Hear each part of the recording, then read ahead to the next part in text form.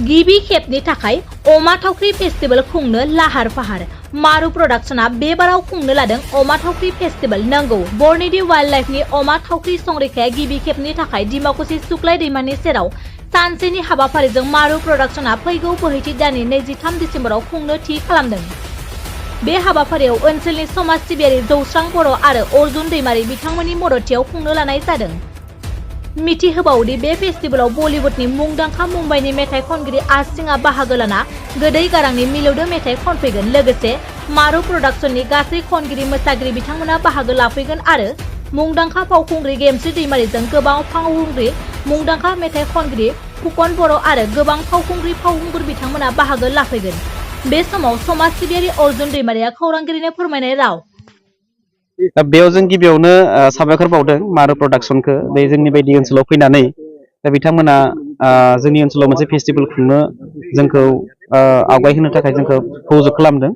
जायनिखि मारु प्रडाक्शना बिभिन्न जोंनि बर' मा होनना बुङो कालचाराव बिथांमोननि बिहोमा दङ। बिथांमोना प्रडाक्शन खालामदों मेथाइ बा एलबाम बा फिल्म बिथांमोना खालामबोदों। बे हिसाबै दा दिनै जोंनि हांख्रायनायाव जोंनि ओनसोलनि हांख्रायनायाव बिथांमोना जोंनि डिमाकुसि ओनसोलनि सुक्लायनि नैबे दैमा सेराव मारु प्रडाक्शननि नाजानायाव अमा थावख्रि फेस्टिवल जों खुंनो लादों।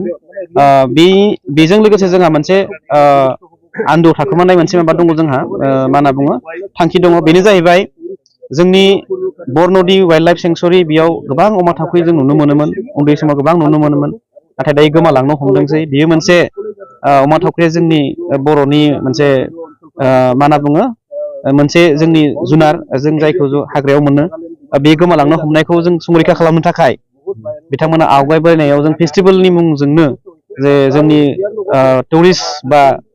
टुरिस्टखौबो जोङो लाबोनो सानदों। बेवहाय जोंहा गोबां मेथाइ खनगिरिफोरा फैगोन, बाहागो लागोन। जोंनि बलिउडनि मेथाइ खनगिरि एस किं, जायनिखि जोंनि जाखांफुनाय सेंग्रा सिख्लाफोरनि बयनिबो प्रिय बा बयनिबो मा होनना बुङो मोजां मोननाय सासे गायक बलिउडनि, बिथाङा फैगोन। बिथाङा मारु प्रडाक्शननि हांख्रायनाय लेखा बिथांमोना फैनायनि अनसायनायखौ होबाय आरो बिथाङा फैगोन। आरो लोगोसे जोंनि बड'लेण्ड ओनसोलनि गोबां मोजां मोजां मेथाइ खनगिरि, मोजां मोजां आर्टिस्टफोर, बेयाव एक्ट्रिस एक्टरफोरा बाहागो लागोन। आरो बेवहाय सानसेनि हाबाफारि लानाय जादों। खामानिफ्रा थाम-थिम सोलिगासिनो दङ।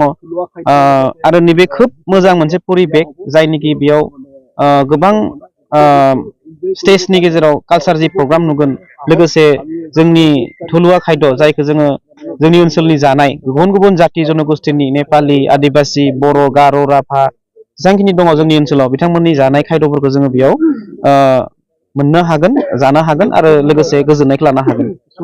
बेखायनो आङो खावलायदों रायजो नोंथांमोनखौ बे जोंनि ओनसोलाव फैबाय थानाय डिसेम्बर मान्थनि 23 तारिखे जोंहा 2टा बाजारनिफ्राय आरम्भ जागोन आरो हरसेनि हाबाफारि।